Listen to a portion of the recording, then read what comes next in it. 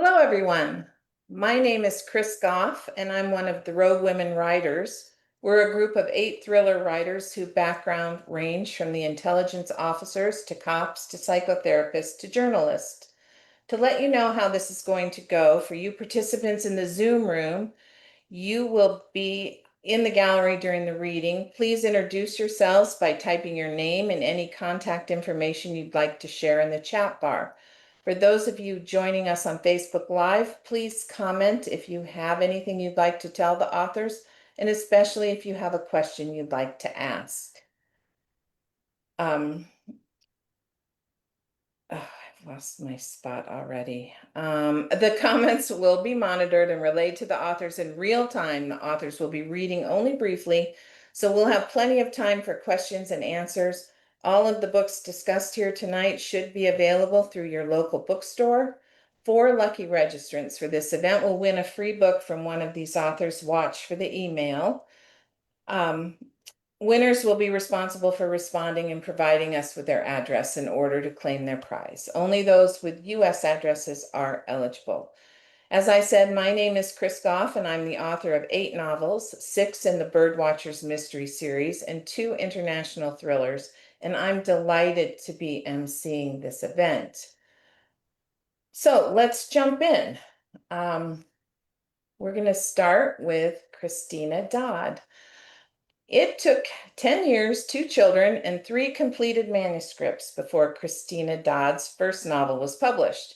In the 32 years since, her novels have been translated into 25 languages, won Romance Writers of America's prestigious Golden Heart and Rita Awards, and been called the year's best by the Library Journal and Booklist. Christina Dodd herself has been a clue in the Los Angeles Times crossword puzzle. Wow. And her crossword-loving mother was thrilled, I imagine.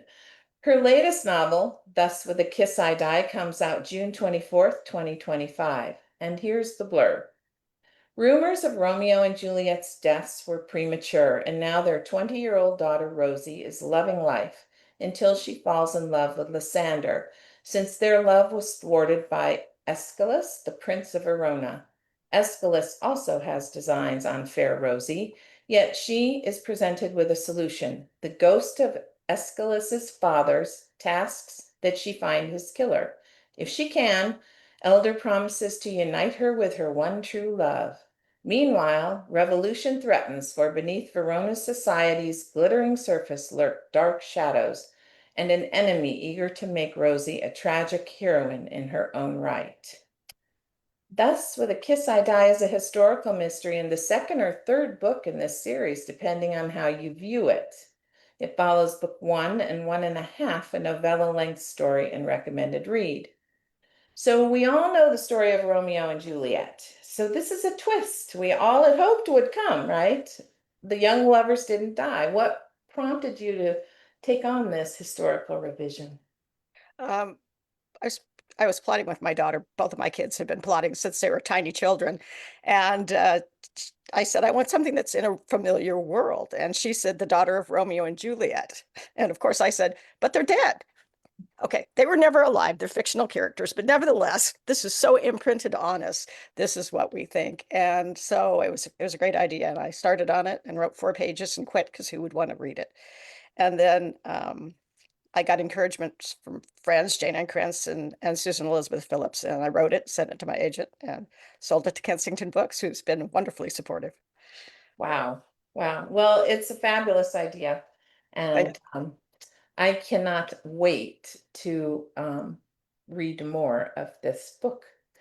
I read the excerpt and I was really impressed with the fact that she speaks with a very contemporary voice, and yet it reads like a historical novel. How did you pull that off? I mean, you pulled it off brilliantly, but how did you come up with that twist to yep, handle? she had to speak to modern people, and I felt like what I was doing was channeling my own 19-year-old self because she's 19 at the time that the story starts, and we've all been 19.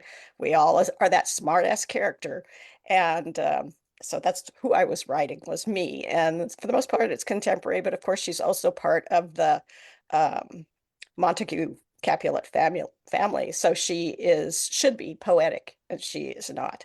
And that's part of the fun. Everybody else is wildly poetic. They're monologuing and dialoguing and entering stage left. And she's just like, And then Rosie just is not that person, huh? oh, she's not that person. That's hilarious. Okay, well, let's introduce everyone else and then we'll circle back because we want you to read a little bit here in a minute. So I do not see Vaseem, who is next on the list. So we're gonna jump to Delia. Let's see. I'm sorry, I have to find where my introduction of her is. Delia has been enchanted with books from her earliest day. Um, it started with animal lore. Then in seventh grade, she discovered Sherlock Holmes. Reading fiction and detective fiction opened up the world, as did pursuing a doctorate in African history and a career in the United States Foreign Service, which reinforced her interest in people, places, and writing, and took her to Texas, New Jersey, and around the world, recruiting international students and promoting study abroad programs. But all the while, beginning in her late teens, she has worked for professional papers in Chicago since her late teens, has published over 60 fiction fan stories since 2012 under the pen name Blacktop. She's the author of 5 novels in the S.J. Rook PI series. Death of an Ex is the second in the Vandy Merrick PI series. Set in Queenstown, New Jersey, which feels big when you need help and tiny when you want privacy. For Vandy, that's both a blessing and a curse. Now she's back in Q Town, and her services as her hometown's only Black woman private investigator have earned her more celebrity or notoriety than she figured. Keeping busy with work helps Vandy deal with the grief of losing her daughter, but memories come crashing back to the surface when her ex-husband, Phil Bolden, is murdered. And Vandy decides Phil is now her client. She sees him and their daughter in Phil's son, who attends a prestigious local high school. She sees all of Phil's various roles: parent, husband, businessman, philanthropist, but which role got him killed? So it feels like you found a new voice in this series, and these issues are really deep and personal. So tell us a little something about the book. About the series that features Vandy Myrick, certainly. Yes. Thank you for having me, first of all. Yes, I was very interested. I've been always interested in private eye fiction, starting with the golden age of Hammett and Chandler and so forth. And so I always wanted to write a private eye story or series that took some of those tropes from the classic private eye movies and fiction that we all know and love, but that twisted some of those expectations. And so I wanted to play with some of the cliches, if you will, and see what I could do to turn them upside down or to work with them and go forward with them as needed in this story. Vandy Myrick is based in part on a cousin of mine whose name was Esther. She's still very much alive in Chicago, where I grew up.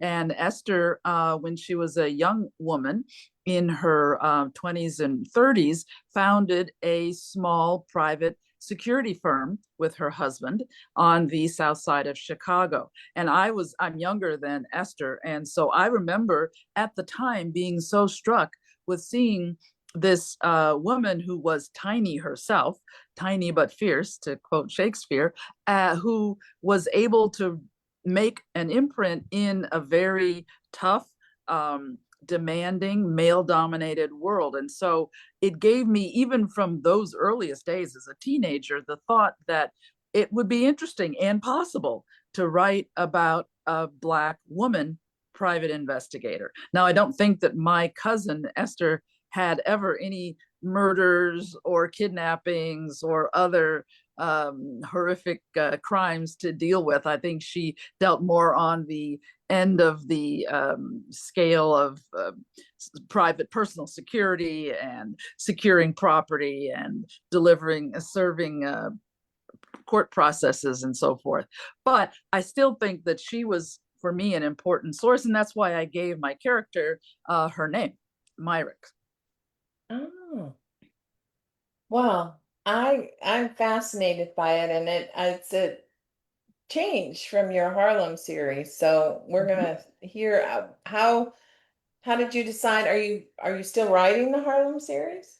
Not at the moment. I feel like they're in stasis. I feel this awkward feeling because Rook was very dear to my heart, is still very dear to my heart as the lead private investigator in that previous series through 6 books. We followed him as he started from a fledgling an Iraq war vet who comes back to Harlem to literally get his steps again. He's a wounded war vet. And no, he's very dear to me. But I really wanted to test myself to push in a different direction, make this setting in a very, very small town, similar to where I live. I live in central New Jersey, and certainly Queenstown is fictional, but it is located very near where my actual hometown is located. And more importantly, Queenstown has the kind of diversity of language, of culture, of background, of immigrant history and colonial American history that my actual town has. And I wanted to get at some of that diversity and richness in this small town series that I started as a contrast to the big town series that I set in Harlem. Well, thank you, and we'll come back. Mhm. So now I don't see that our guest Vaseem has checked in yet, but so we'll go to Ryan. Ryan, can you make yourself visible to me so I can Yes, I'm right here. showcase you? Ryan Pote is a debut author. Um, he is a 12-year veteran Navy helicopter pilot and mission commander who was part of a joint interagency special operations task force, which of course has an acronym, JIATF. I don't know if they pronounce that a certain way. He did 3 deployments during Operation Martillo or Martillo. Martillo, yep. Countering narcotic smuggling throughout Central and South America. He was a search and rescue pilot and an instructor. Ryan currently works for the Department of Defense as a federal investigator for prototype aircraft development contracts. Before the Navy, he lived and worked in Hawaii as a PADI scuba diver instructor. I don't know what PADI stands for, so you can tell us that in a minute. And a lab tech researching algae biofuels for Shell Oil. Ryan volunteers his time as a judge for the Clive Cussler Adventure Writers Competition and lives with his wife and children in New England. Blood and Treasure is his debut novel, sees the International Space Station suddenly losing contact with Earth. When a NASA tech devises a way to restore the feed, the images that come through are unfathomable, a scene of terrible violence. The crew unresponsive, droplets of blood hovering in zero gravity. But which of the astronauts on board would have done such a thing, and why? Off the coast of Mozambique, former special ops pilot and current treasure hunter Ethan Kane sees something he can't believe. An object shot out of the heavens, plunging deep into the Indian Ocean. When he goes to investigate, it becomes even less intelligible. A space capsule has crashed into the sea, and inside is a woman, alone, unconscious, and injured. Ethan knows he must save her. What he doesn't know is who she is, how she got there, or why she's the only survivor from a killing spree conducted 254 miles up in the sky. So, wow. That's it. I remember a friend of mine who was a great author, Michael Palmer. He was wrote medical mysteries and thrillers, and he often talked about the big concept. And he would tell you when he was teaching, like at Thriller Fest and things, to find the elephant, find the big concept. I like And that. this is it. I mean, this is big. It's like for It a is. thriller. This Yeah. is big. So why a treasure hunter? And surely the government is going to send people to recover this capsule. So what makes Ethan Kane the man for this mission? Yeah, so thank you for having me as well, and I appreciate being on the show as a debut author. So yeah, Ethan Kane is an interesting character. He's kind of born from me and my journey into writing, and he so he owns a company that's called Pathfinder Survey Systems, and he has a bunch of high tech, drones and lidar sensors and things, and he does surveys for like oil pipelines and you name it. That's what he does. But because he has all these kinds of unique abilities to find things, he gets hired by certain people for some extracurricular work. So in this case, when you find him, he's already found a particular object for somebody, and then he sees the Soyuz space capsule crash into the ocean, nearly taking out their boat.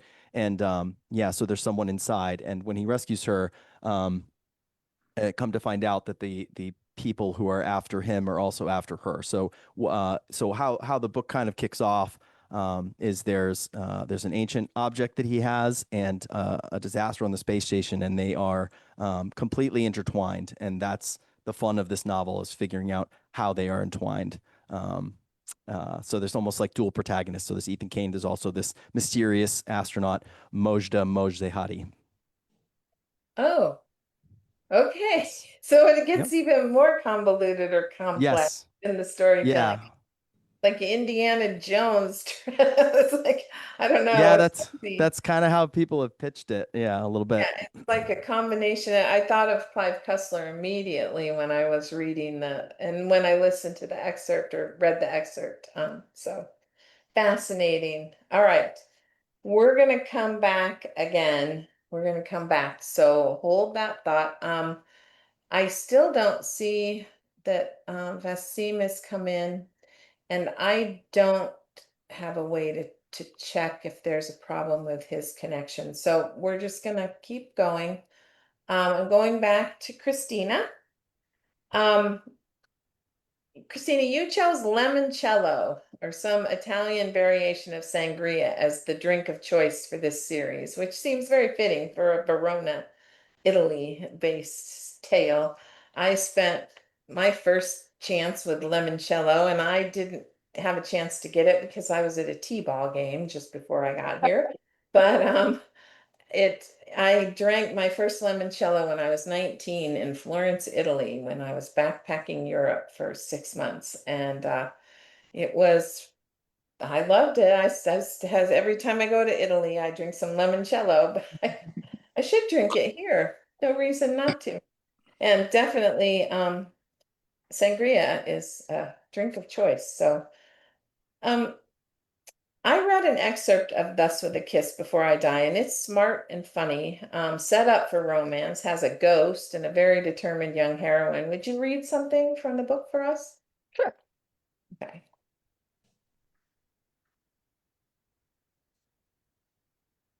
Before we go further, I should introduce myself. I'm the daughter of Romeo and Juliet. Yes, that Romeo and Juliet. To quote a future wise man, the rumors of their deaths were greatly exaggerated. The rest is essentially true. The potion, the poison, the self-stabbing, all those theatrics, and those events have been thrillingly repeated around countless Montague and Capulet festivities. Consequently, our family reeks of melodrama like a badger reeks of musk. But unlike a badger, our family's monologues and diatribes and histrionics have enthralled all of Verona for more than 20 years. I know this for certain, except for the first 9 months, I've been there for all of it. I'm the oldest child, and for 20 years, I've avoided the fights and moaning and madness of passion and marriage. My name is Rosie. I was named for my father's former girlfriend, Rosaline, because he admired her chastity and wished that for his newborn baby daughter. And as Mama repeatedly points out, that name has doomed me to maidenhood, or I should say formally doomed me to maidenhood, and technically I wasn't doomed. I clung to my maidenhood through machinations that would have impressed every scheming politician who ever lived. I still can't believe that I and the Prince of Verona almost deep breath, back to the facts. Okay. Um, Wow. Well, again, as we were talking, her voice is very contemporary, but there is that historical feel to it. And I think I don't know. It's clear in this story and in a lot of the books you write that you incorporate a lot of romance, right? Oh, certainly. I was a romance writer first, and always, even when I was writing suspense, there was romance. And are you still writing any of your other series in addition to this one? I mean, do you find going back and forth difficult, or is it? I was my last suspense came out in March, and no, it keeps me fresh. I've been actually, you said 32 years. You found an older biography. I've actually been published for 35 years and over 60 books, and I love the writing, and once you have to find a way to keep things fresh, to keep things moving. Like Delia said, you got to keep things turning over in your own mind for you, for the writing, and to keep people interested and keep yourself interested. And that's the way I've always done it. So you do a lot of teaching, and I've noticed that or you have a lot of articles speaking to writers about how to write things. And one of them was a an article on how to write sex scenes. And I wanted to ask you, I think this is one of the funniest panels I ever saw was at BoucherCon. And Jess Laurie, I don't know if you know Jess, but she was reading sex scenes written by various thriller writers, one of whom she picked was Lee Child's sex scene. And let's suffice it to say, sex is not his sport. We all got a great comic laugh out of his Jack Reacher sex scene. Um, That's but horrible. it's how is it about the more about the relationships? Is that's what's important with sex scene? Absolutely. It's you got to have some dialogue between the hero and heroine. It's not about the physicality. Of course, that's not romance. That's pornography, or that is lust, or that is, just plain old flat passion. But if you're going to write a romance, things are going to have to develop. Things are going to have to go on between the hero and heroine. Essentially, if you're writing from a female point of view, you and I don't write sex scenes from the male point of view. I don't ever think. Um, you're it's a matter of trust, because the guy can hurt you, and women always know that, and so you have to build that trust between the couple. And do you think it adds to suspense? Do you think when you're writing a suspense, do you think it adds to it? It's necessary part of the You book. Anytime you put a relationship, any kind of relationship, into a suspense, you've there's the main protagonist, and if they care for somebody else and the other person is in danger too, it definitely ups it. It's certainly about, I'm in trouble, but I'm getting somebody else in trouble with me, then you've really got something going. And if there's a deep relationship going on there, yeah, that's a big deal. So with this book, that's with A Kiss Before I Die, it seems to me that Rosie believes her true love is Lysander, but she's not. I feel like there's some chemistry there with this other guy.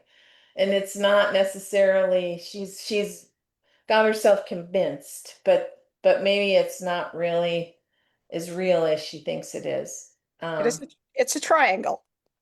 It is a triangle. I wondered if there wasn't something going on there. It had me absolutely captivated. I think it's absolutely fascinated. In in addition to the Verona series, you write standalones, contemporary suspense, gothic. I mean, you're so prolific. Like you say, 60 books. That's amazing. How do you decide what stories to write? I mean, do you go in order because you're under contract or for certain books to follow like the third book in this series or something, or do you just write what comes to your I heart? write what I want to read. I write the kind of books I enjoy. I speak to the. I mean, I certainly have tropes that I repeat over and over and over again, and that I read over and over again. I love to write amnesia, because that there's that wonderful blankness either in the main character or in the other character, where they don't know what's going on, and you could be staring the villain in the face, or and I will always read amnesia. I read, I just tropes are what people read. They pick out their stories by what's the main part of the book. If you're Yeah. writing romance. It's like that. Oh, the mafia books are huge right now, and because And this is paranormal. This has a paranormal element, which is it does interesting. have it has the ghost, but basically you have to think Hamlet. Um, I Yeah. wrote the first book very aware of Romeo and Juliet, and then I was thinking, what kind of Shakespeare story am I going to twist next? And I just happened to have the father who had been assassinated, and I thought, well, he needs somebody to find out who killed him, and there's Rosie on the spot. Okay, so one last question before we move on, and then we'll circle back again in a little bit. But you're headed out on tour here in about a week. I mean, that's a big exciting thing with to go on tour. I mean, authors always the idea of being sent on tour. I mean, I went out and did signings places, but I was never sent on tour. Like, and you're going to Washington, Texas, Arizona, Illinois. Are you getting excited? And It- yeah. It's yeah, One of there's the, six cities. So I live in Washington, so it's Seattle and then Bellingham, Washington, and Houston, Dallas, Phoenix, which actually Scottsdale, and then Chicago, Naperville. And so it's going to be quite a lot of travel, and I'm looking forward to meeting people and seeing them. Yes, so so one of the signings I was noticing was at the Poison Pen in Scottsdale, it's and I remember signing there. It was a wonderful place to sign. Barbara was wonderful hostess, and but this is a group event. There's a it bunch of is. It is. There's five of us. I think five of us. Yeah. They're dividing us up into two groups. John Charles is going to interview some of us, and then Barbara's going to interview some of us. I don't actually know how they're going to divide it up, but I've done group there, and it's just a lot of fun because, of course, the authors start talking, and then there's a right. lot of information you get out of Listening to the authors talk to each other, which is conversations. my favorite part is when we do the round robin and everybody's up and can talk to each other. I like that too. Uh, So, okay, I'm gonna move on. Let's see. This is Vaseem again, and I don't think he's in the room. Did he ever show up? Do we have Vaseem? Are you here? I'm gonna try one last time, to see if he showed. I don't see him. So we're gonna go back to Delia. And let's see. I'm gonna pull you up. There we go. Now, your favorite snack for crunching on deadline is a sweet, salty mix of raisins and sharp cheddar cheese. And I'm all about that. I'm also very excited to hear a little bit from this book. So will you read something to us? I'd be glad to. I'm going to read from the very first chapter of the new book, which is Death of an Ex. Be out in July. My guilt was a precious anchor pulling me to the cemetery. This overdue date with my dead daughter clawed at my gut as the threat of October's early sunsets spurred my footsteps. I needed to reach her gravesite before night collapsed over Queenstown. I shoved the glass door of the First Federal Bank. A cold fist of air jabbed back. Second heave, and I staggered into the dusk. It had taken only 10 minutes to deposit the fraternity's repulsive check in my bank account. Despite my worries,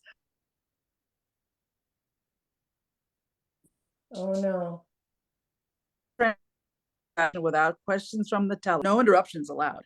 Trotting between sluggish cars on Center Street, I stepped into the Queenstown pharmacy to grab my tool for this expedition, a cheap plastic cigarette lighter.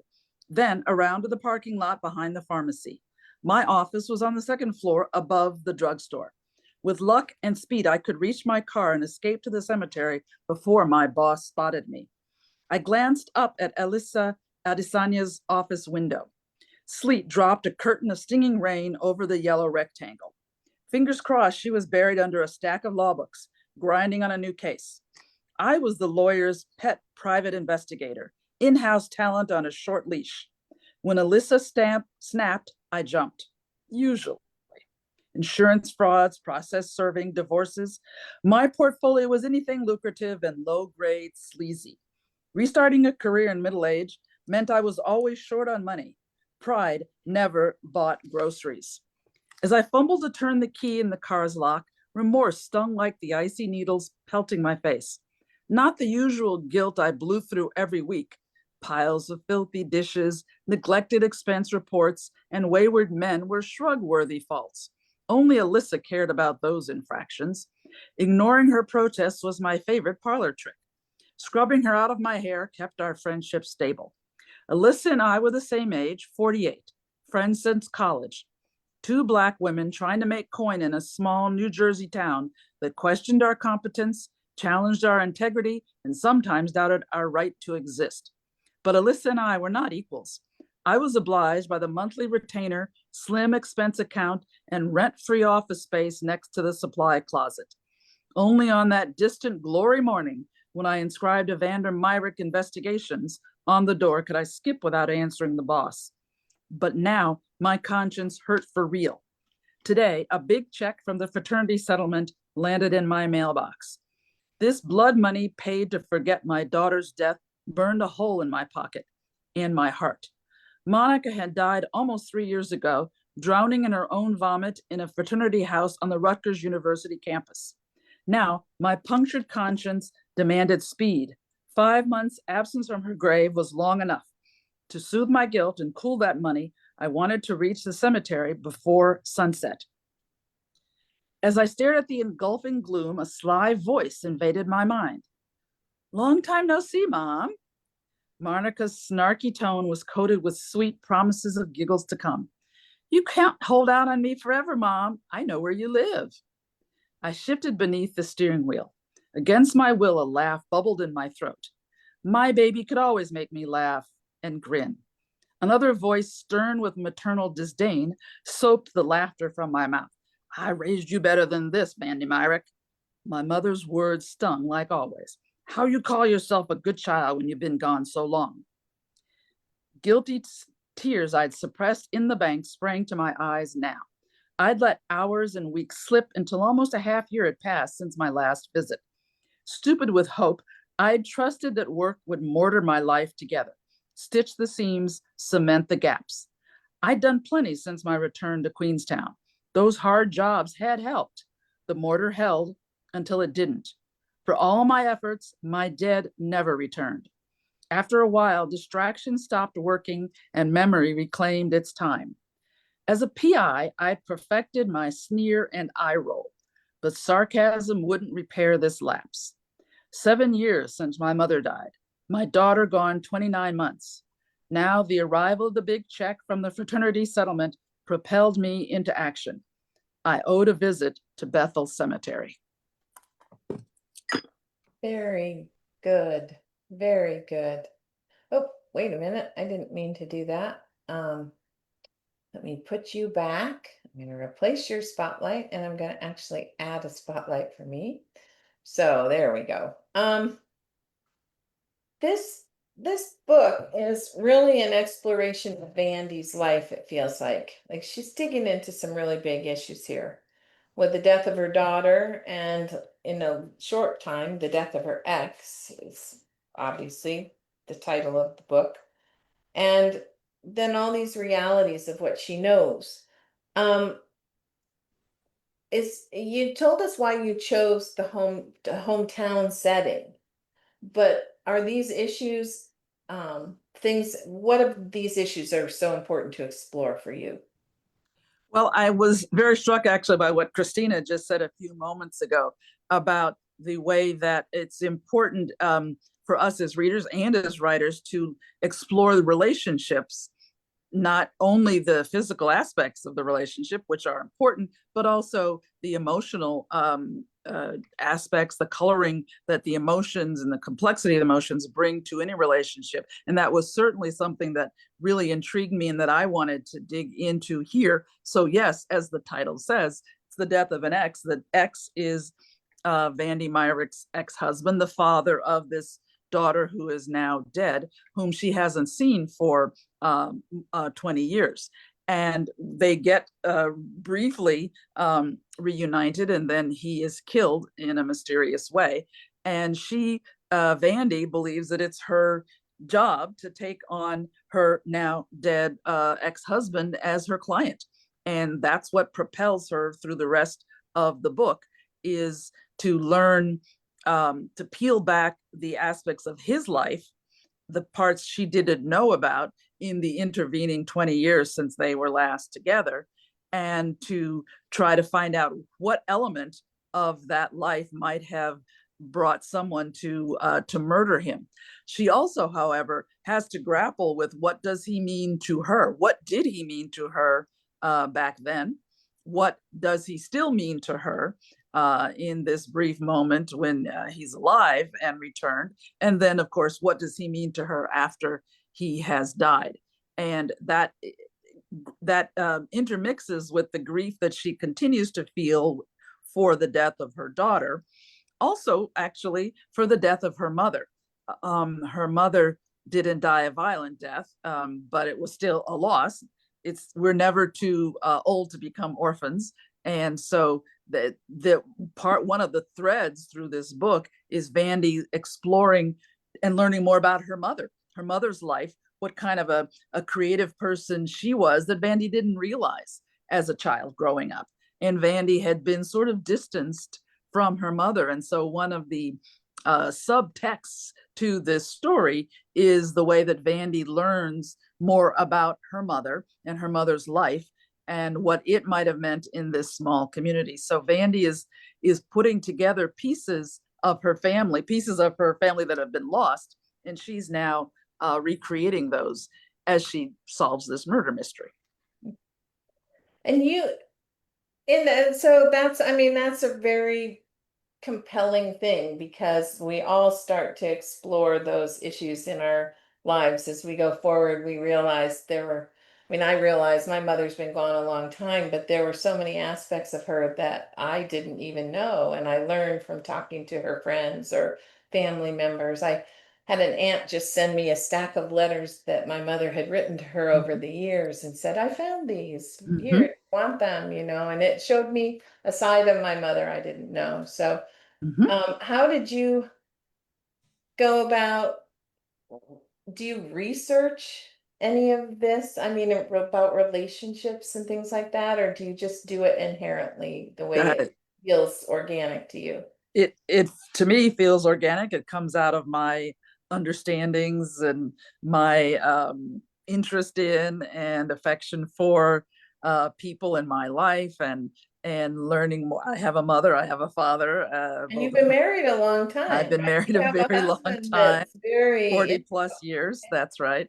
And so this is the research is thinking about into myself and into the people that I know.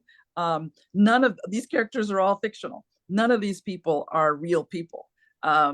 They are amalgams of people and that I knew, or that I wished I knew, or that I could have known. And to me, that's actually makes it fun to stay in the book and stay in the writing process, because I'm exploring and learning even as I write. So I had a question, and maybe it's not appropriate to ask now because Vaseem did not come. But on his website, he has a link to what he calls a diversity project, and it's something very dear to his heart. That's about authenticity of voice and cultural appropriation, stereotyping, and the diversity. And all these issues that the publishing industry grapples with. And I'm wondering, I was going to ask you how you felt about that, because it's very clear that this is a Black woman doing a job that is really unusual for her to be doing in this small town. And right. Do you grapple with those issues at all in your books?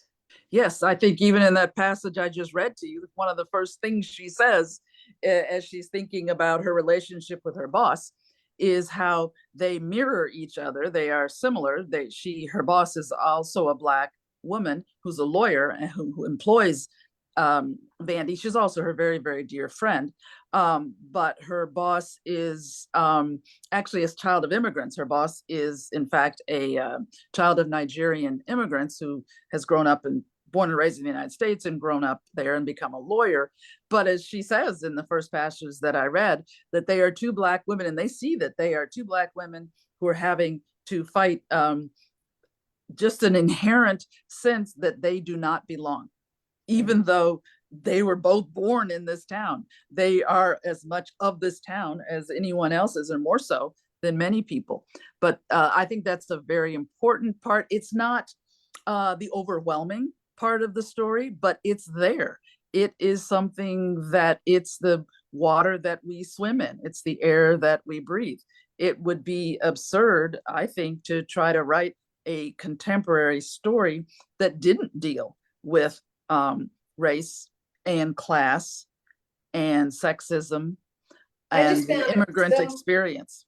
I found it a very fascinating thing when I was reading about the project, because as a white writer who writes international thrillers, I come up against this when I'm trying to formulate my characters and have things happen. I don't want to write homogenous books where only the white people do bad things and only the white people do certain, because just because I'm white and I'm afraid to tackle things. But you have to be delicate in what you're doing as well. So it's an interesting thing that we're dealing with as writers, as a community. Absolutely.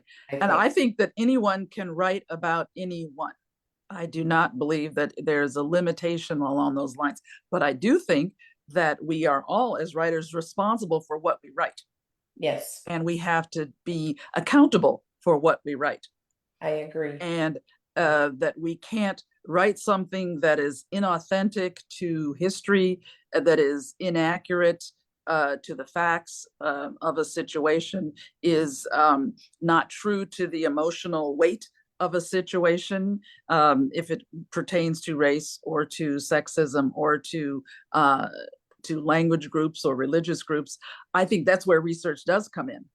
Yeah. I think that is the responsibility of any author, to attempt to be as authentic as possible and to ask themselves, as we should ask always, why am I writing this story? Right. Why am I a person who is well qualified to present this particular story? And I think there's no one answer to that. And I would never say that someone is not able to write a story from a different point of view. I wrote my first series, there's a male character. Was the male a male protagonist of mixed race background. I'm not that. Well, thank you very much for your honesty, and I could talk about this all night, but sure. I'm going to come back to you in a little bit, and we're going to move on here to Ryan. Where am I? So I have to find myself on my sheet. It's very interesting trying to do all of the jobs. It's like whiplash too, because all the genres are so different. Right. So Ethan Kane's, and your favorite drink is a honey honey. Is that what it's called? A honey honey? Yeah. Honey, yep. Which is a 1944 Trader Vic's bourbon Mai Tai, made with 4 branches of bourbon. And the recipe is on the Rogue Women Writers website if anyone wants to go out there and try one. Yeah. It's quite authentic. Juice of lime, a 1/2 ounce of Curaçao, 4/4 ounce of orgeat almond syrup, a 1/4 ounce of simple syrup, and then the branches of bourbon, and you shake it over crushed ice. And anyway, it sounds all delicious. I did not make one again because I was at the T-ball game. And I didn't make one either. I was making dinner for my kids. Game. Yeah, they are like that. So would you read just a little from Blood and Treasure for us? Sure. Yeah. I'm going to read the prologue, and I guess I'll just go until my little stopwatch tells me I've reached the time. Okay. It's just short, 5 pages. Okay. Don't cut us off mid-scene. Okay. Well, I'll give you the whole thing. It's a quick read. Okay. Prologue. Johnson Space Center, Houston, Texas. Only the dead silence of space replied for the crew. Station, Houston, the text said. How do you read? A tonal chirp like the one from a tiny bird followed the broken sound waves from the digital speakers throughout Johnson Space Center's mission control. The sound was a carryover from an old technology that was no longer produced by the radios organically. Now, the artificial Kindar tone bookended all transmissions. This tone echoed across dozens of blank faces. Again, the radio pinged, but this time it was followed by a thick Japanese accent. Station Tsukuba, come in. Everyone in mission control listened, holding their breath. Still, there was no answer. Then the radio pulse from Germany. Station Munich, then more. Station Montreal, over. Station Moscow. Korolev, Moscow, the Russian Center for Control of Flight. Known by American astronauts as SOUP, Korolev was the sister to Houston for control of the International Space Station. Station Moscow, we are transmitting in the blind. If you hear us, we've lost link to station and cannot control thruster. Be advised, orbital creep is approaching critical altitude. Station Moscow, come in station. Jordan Devine sat at her desk in mission control, perched on the second floor of Building 30 at Johnson Space Center, a tiny cog in the international machine of space exploration, a very tiny cog. Each of the 20 long desks stacked with computer monitors handled a different area of the station. Jordan tucked her hair behind her ear and focused on the monitors so hard her eyes stung. She handled audio and video, and among the important problems growing for the ISS, audio and video took priority for the flight director. He needed to see his astronauts, hear their voices. She furiously tapped away at her keyboard, rifling through the endless lines of code. Devine, the flight director said, projecting his voice over the room. The flight director was an astronaut himself and the one responsible for the ISS in orbit. He was known to all by his call sign, Remy. Jordan spun in her chair. Sir, Devine, we need something. Yes, sir, working on it, Jordan said. Well, work faster. Remy remained stationary, staring at the opposite wall full of giant digital screens streaming the orbit of the ISS around the globe.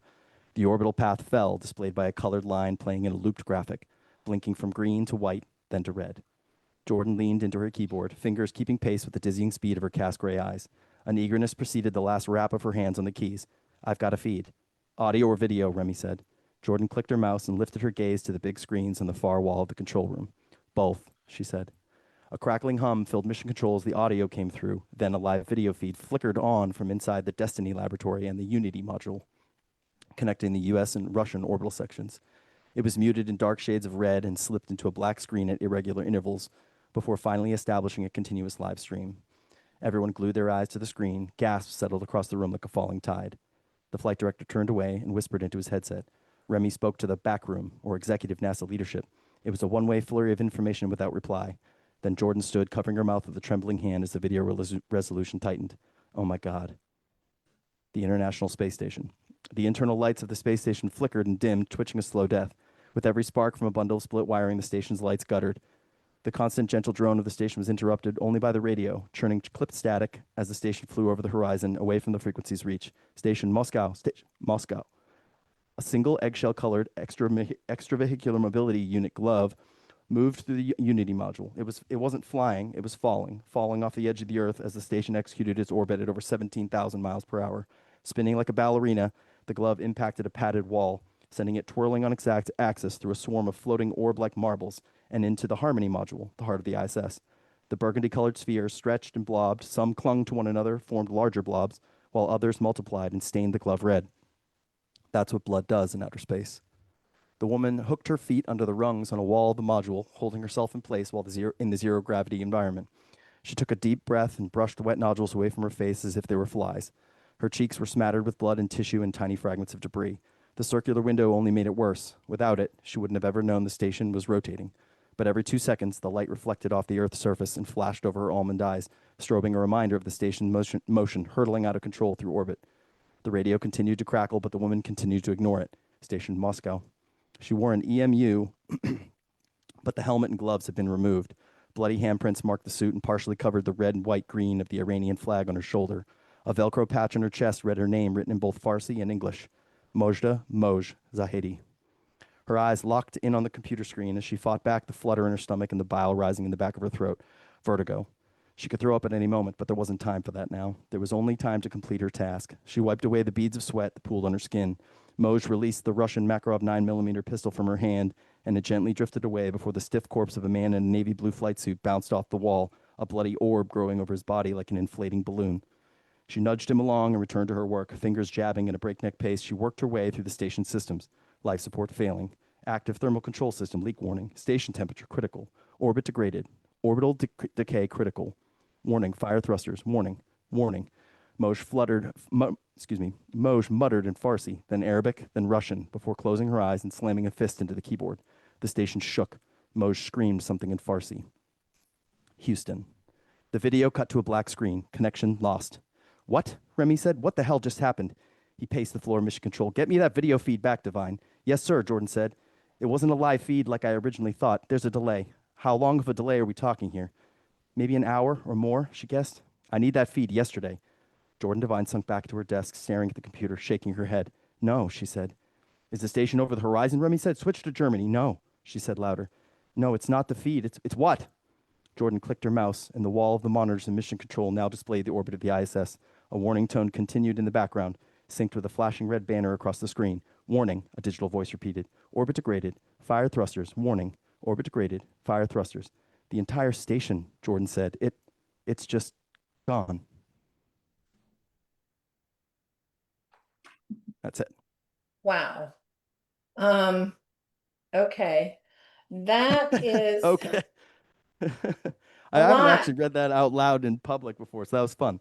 You did a good job. Thank You you. know, we discussed the complexity of your story, and I can remember someone telling me, I don't know, I don't remember which person, but that it doesn't have to be true, it just has to be believable. And definitely your story rings true. So I think that's great. Were there any parts of the story that posed problems for you in that area, trying to make sure that it did come across as plausible? Did you have to do a lot of research about the space station and things like that? Oh yeah. I mean, without giving away a lot, I mean the book is it's a very complex plot, but I relied heavily on authenticity. So, like when I was originally researching the space station, it's so big and there's so much going on there that I actually did so much research that it was like gonna bog down the story. This is a very fast-paced book. So I didn't want to bog the reader down with stuff like that. So I actually rewrote the story, replotted it to remove a lot of that. So I decided to tell it in a way that was a little bit different. So what you see is the event happens in the prologue, and we spend the whole book like figuring out what happened in the aftermath. So, but I don't do flashbacks. What it is Mission Control is trying to recover the lost recorded video. Mm-hmm. So like, as they get that back, you're learning what happened in the past as, the story is unfolding. That's informing, a little bit more of what's going on. So in doing it that way, I was able to kind of remove a lot of the weight of the information of the space station and just boil it down to something that's a little more digestible. Like you're in mission control and you're watching a video, so you're not on the station except for that part in the prologue. So um, in that sense, it was a little bit it removed that. And then for the rest of the book, I leaned more heavily on the things that I am more of an expert in, like, flying, military, diving, history. So like I leaned into those things really heavy to make those as believable as possible so that, when I'm tying everything else in, it's easier to make the stretch because you already trust, you know, There's trust we've there. already built that trust. Yeah, Right. exactly. Right. Um, Someone on Facebook just asked me, Renee Herskowitz just asked if you've always been interested in space and space stations, and or how Um, it came up to go with this plot. Yeah, I mean, I've always been interested in it. I mean, as a pilot in the Navy, I had grand plans being an astronaut, like almost every pilot did at one point. That's not really the trajectory I went. I ended up getting like my master's in history. I was a little more interested in that aspect. But no, it's exciting, and I was right. You mentioned in the beginning, like, wow, it's a big thing to tackle, like a big, and that's kind of what I was going to do. This is a cross genre. It's got a little paranormal, little spy thriller. It's got a little, Clive Cussler adventure. That's why they're calling it a crossover. But I wanted to do something really big that I hadn't really seen done in this action thriller space. So I decided to kind of weave in the space station because story is king. I had an idea and I found a fit for it. So I thought I'm gonna blow up the space station in the prologue, and you won't know why. Works. As a international thriller writer, there are times that I run up against situations where I've used something that's truth, and I've had to really convince my agent and editor that in fact it's true, Yeah, because we've all drunk the Kool-Aid and we all believe what people have told us over the yeah. years, and it's not necessarily the reality. So, did you ever come up against that where you had pushback on certain aspects of what you were trying? Um, No, I never had pushback. Berkeley's been really great. I've always had creative control in it. The only thing I will say is like when I first sold them the book, there was a little bit of sensitivity on who the target, because it wasn't originally like the United States was really less involved than it is in the book now. And Mm. it was more international players that had nothing to that the United States was a very small like player in it. And for sake of the publisher and stuff, I won't like mention what it was, but like they just weren't comfortable with that. So I had to make a huge plot change and find a way to make this story work with the United States being the target. Um and that was really difficult to do because it kind of rocked my entire plot, and I had to really like lean back on my everything that I've learned as a writer to try and figure out how to take what I did and make it work, that way, and not have to scrap, everything and redo it. So I had to really, think hard, and it ended up making it better, which, typically that stuff does when you And really that sometimes think is about the it. most important part of that is realizing that you just have to work it and work it until Yep. you actually can find a way to make it that story. Yeah. Yep. So I'm gonna take it that because of your background, there's a lot of you in Ethan Kane. Is that true? Yeah, yeah. So I never wanted to be a writer. I was in a helicopter emergency landing that ended my career. Mhm. And when I was recovering from that and dealing with some PTSD, I was seeing a trauma therapist, and she wanted me to journal. I'd never written fiction before ever. She wanted me to journal my experiences. She said it would be cathartic to relive it and talk about it in a group setting. Well, I didn't really feel comfortable being fresh off of it, talking about all these cartel operations, like with all these random people I didn't know, in public. So I was like, I don't really feel comfortable doing that. She's like, well, I really want you to do the exercise. So just fictionalize it. Just make up, change person, places, things. Just, I want you to talk about the experiences and your feelings and this, that. So I started doing that, and it was like life changing. And then I also, in doing that, developed like this little passion for writing, because here I am before work every day, like doing these journals, and it's actually helping me. And I'm like, wow, this is really awesome. So then I started looking into like writing, and so when this was well, I wrote 5 books before I got published. This was the fourth one, but I had written 2 Ethan Kane books before this. So he was kind of like this character that I was working out my own issues with. Um, so he's like a real life like little case study on someone with that, but he's also he's a mashing of 3 different people. He's my own experiences that I had and how I dealt with them, but he's also a memorial to 2 friends. Like I had one friend, so I almost burned to death in the helicopter, but my helicopter was we ended up living. I had a friend of mine who crashed in Hawaii in a V-22 and he burned to death, and then I had another friend who crashed in flight school who was burned from the neck down in body cast for 4 years. And that's the model of Ethan. So Ethan Kane, for those of you who don't know, is he's a disabled character. He's completely burned from his neck down. When he's in full clothes, you can tell on his hands and like his upper neck. But they're pretty gruesome scars, and they affect other people who see him, but they don't really affect him because he's just going on living his life and moving on to the next chapter. So Well, Ethan Kane thank kind of you. became, huh? Go ahead. Oh, he kind of became more than just me working through my problems. He became a memorial to one friend, and then he became kind of an ode to my other friend whose life was completely changed, and I always saw how that affected him, and it was mostly how it affected other people, because he would always be aloof to it, and other people would, the kids would cry when they walk by and stuff like that. Um, Well, so yeah, sorry, I'll take up thank too you much time. very much for your Yep. service. I, Oh, I have thank you.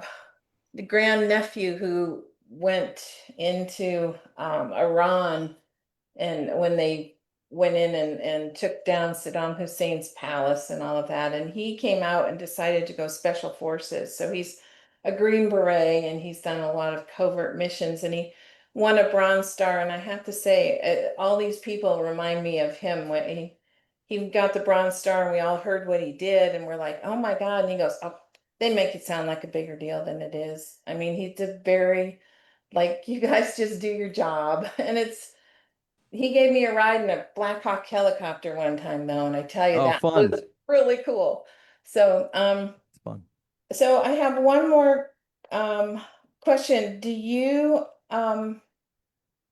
judge for the Clive Cussler adventure writers? Do you like adventure stories? I'm taking it. You did Clive Cussler probably was someone you read. Who Oh else yeah. influenced you as an author? Oh, Louis L'Amour. I read a lot of Louis L'Amour growing up. He influenced me so much. He's one of the quotes in the beginning of the series. So this is actually a series too. So he's kind of More set the tone quotes? for the series. But also Michael Crichton too. Like I read a lot of Michael Crichton. So like, that prologue has a lot of Michael Crichton on it. Those kind of big global stakes, deep hook set things. Right. That's where those came from. So now I'm going to add everybody back in because we're starting to run out of time. I'm amazed with only three of us, we've managed to fill up our hour. But I'd like to know from the rest of you who influenced you as a writer, who was an influence on you as you got into writing. I mean, I go back as far as Nancy Drew, and then on up through all of them. I read every John D. MacDonald novel that was ever written, I think. But I love Robert Ludlum. He was the one that really tripped me into writing international thrillers. So, did anyone spark you to go I the direction? certainly, I never read Nancy Drew until last year when I read one, and now I know why I never read them. But I definitely from grade school was reading Agatha Christie, but also some of the other golden age British writers, Josephine Tay and Dorothy L. Sayers, obviously Sherlock Holmes, who is the beginning and the end of private investigator short stories, and set the pace for us. But I came later to the American side of the crime fiction writing, and so I wasn't, and I came actually through noir film before I came to the reading the source material for Sam Spade and for for Philip Marlowe, the two great American contributors to that genre. But I came through crime stories that were on film. I remember watching Alan Ladd and the Blue Dahlia when I couldn't have been in fourth grade, maybe. I don't know why my parents let me stay up and watch all these gangster films and dark movies, but I loved them. And I think that's definitely what influenced me. It was the voice, it was the attitude, it was the style, it was the approach to the world, it was the sense of fatalism that really captured me and influenced me from the beginning, from being a fourth grader onward, I think. And how about you, Christina? I actually read research books for fun, and that's really why I got into writing, so I could justify my book buying habit. Yep, I That's a good one. understand that. So you mentioned, Ryan, that you are working on the next book in this series. It's already done and in and has a pub date. Oh, when is that pub date? I don't know if I'm allowed to say it. June Do we have a 2nd, year? 2026. We have a year. Yeah, to June read this. 2nd, 2026. Yep. Well, it won't take me a year to get this book and read it, but yeah, we have time to promote it. So I'll bring you one at Thriller Fest. How about that? And how about you, Christina? How about you? You've got something else. You've got books coming, right? Oh, yes, I'm writing the third Romeo and Juliet book right now, and it'll be out next June.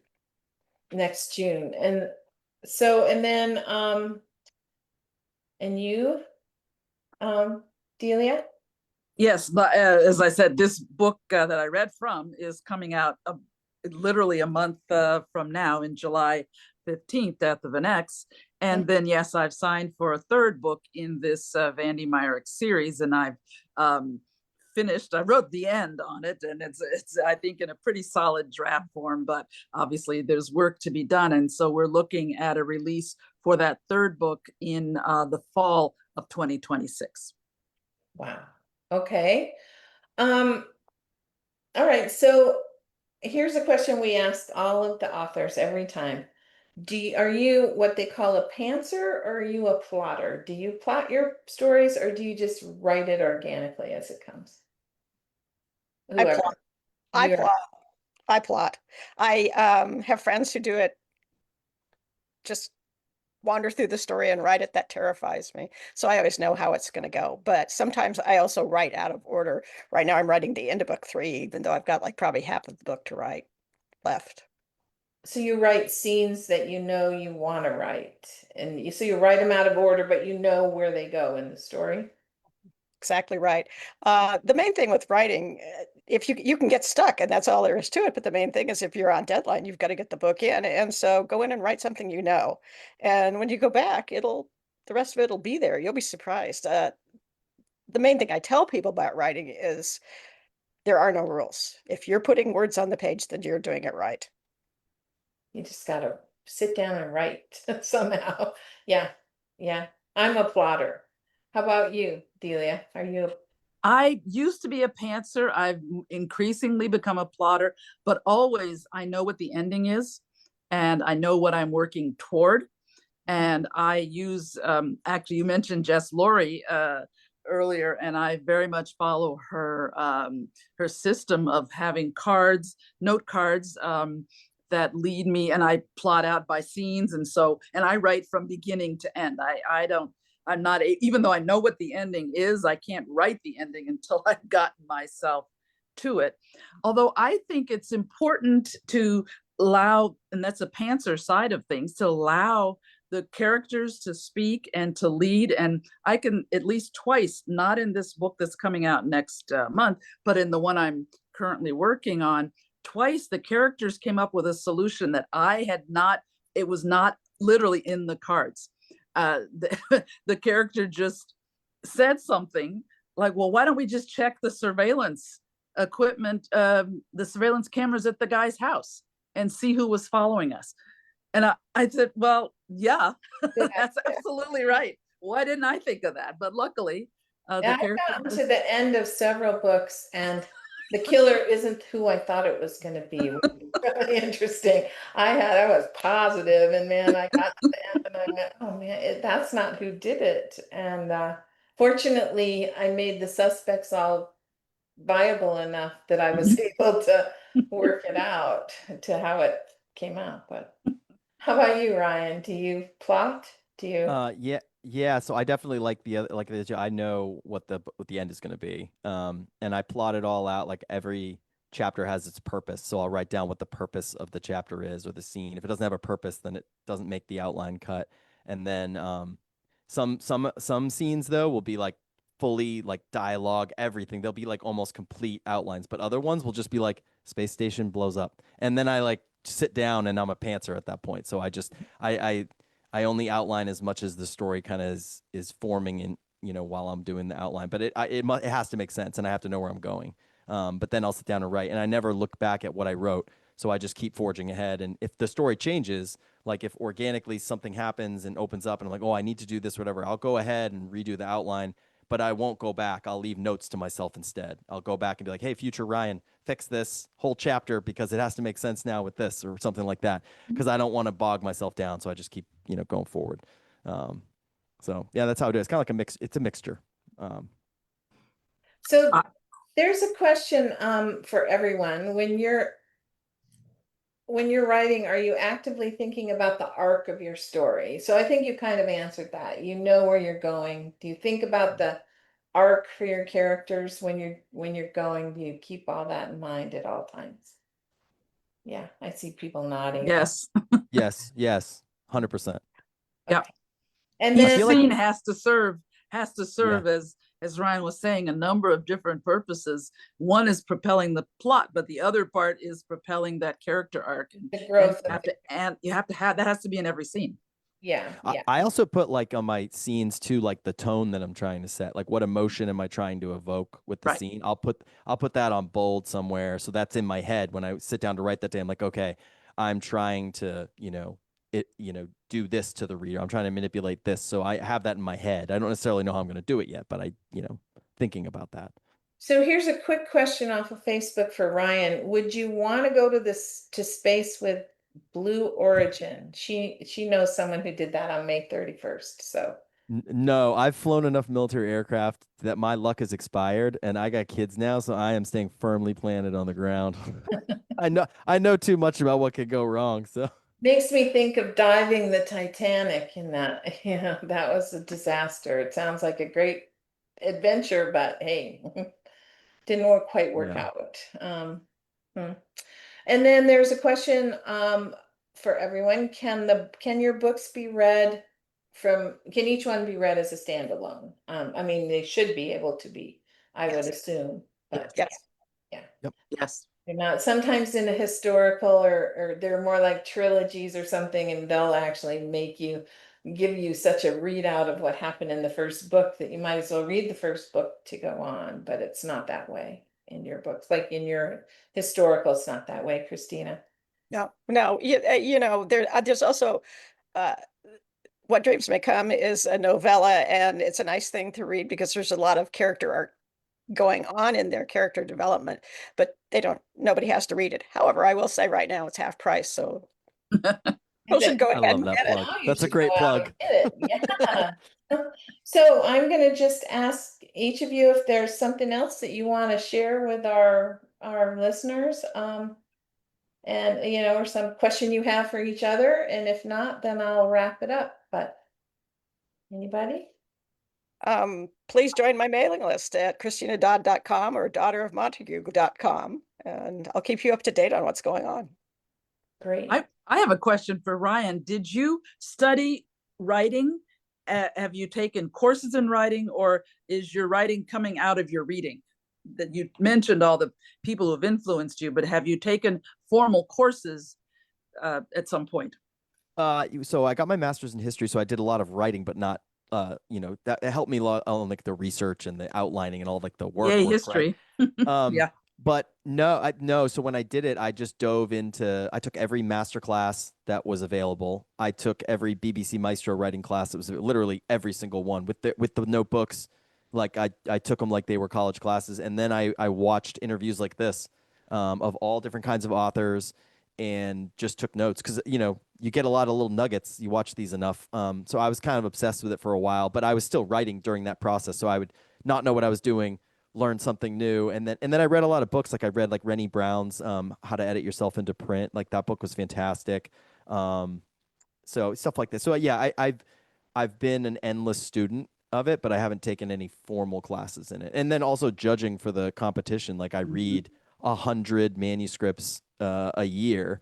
So and I think Hemingway said it. Like you have to have a really good shit detector, and I think doing that helps you learn that. Like learn. Judging makes you a real master sometimes at writing. I mean, it's a master class on what not to do sometimes. Right. And who's Right. brilliant.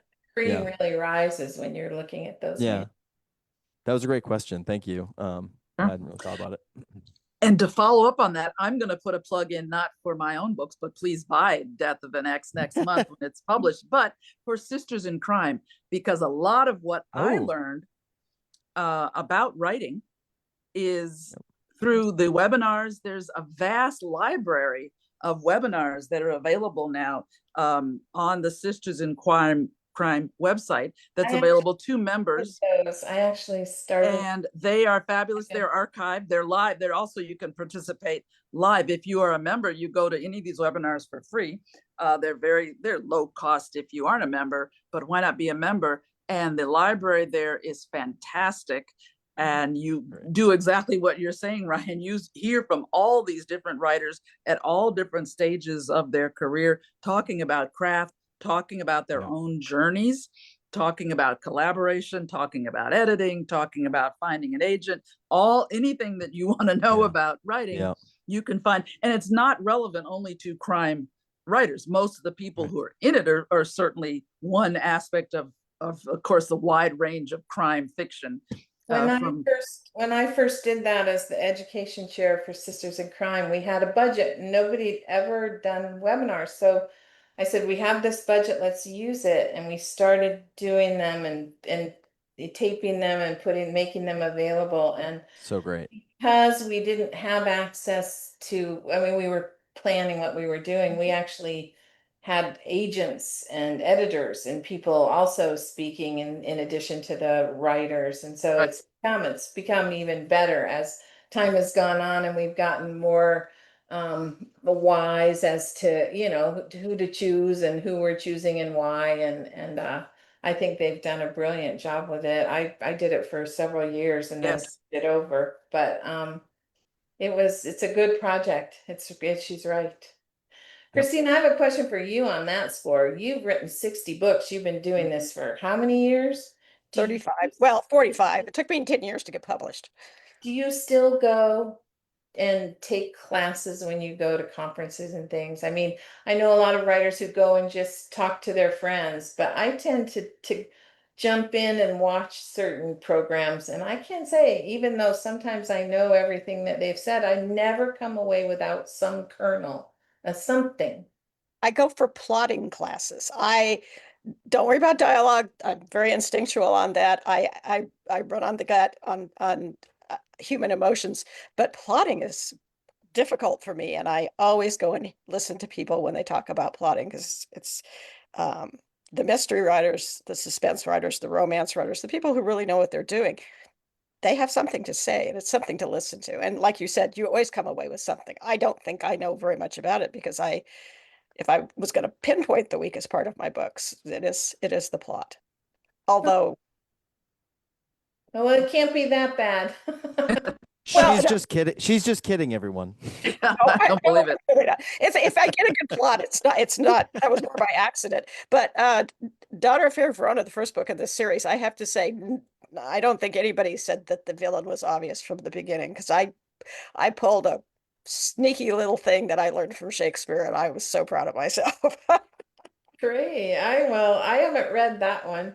I'm going to go back and read the first one before I read this one. Or I'm going to read the novella in between too, because I was reading somewhere that is really a key component, like you were saying, it actually for the character building of it. I was going to do a fluff novella because I like fluff novellas, and it ended up being very insightful and deep and way more words than I meant to. So it was Why did you do a novella out of curiosity? Is it just because you?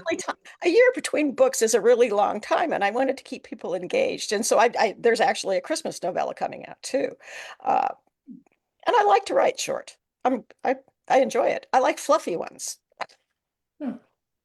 Interesting. Okay, well, I guess we really are out of time. I want to remind 4 lucky registrants that I will be sending you emails. Please send me back your address. And we will get copies of the author's books to you. Rogue Reads takes a hiatus in the summer, so join us in September when we're back. Right now, we have Alyssa Maxwell and Lou Burney scheduled. And we're waiting on some more confirmations. Information will be posted on Facebook and Instagram and sent out monthly in our newsletter. If you want to receive all the news on the Rogue events, signings, appearances, and Rogue Reads, please sign up. The link is on our website at roguewomenwriters.com. So I'd like to thank all of our authors one more time: Christina Dodd, Delia Pitts, and Ryan Pote. Their books are available at your local bookstore, and go out and buy them. So good night, everyone. Thank you so much. Thank Good you. night. Thank you all.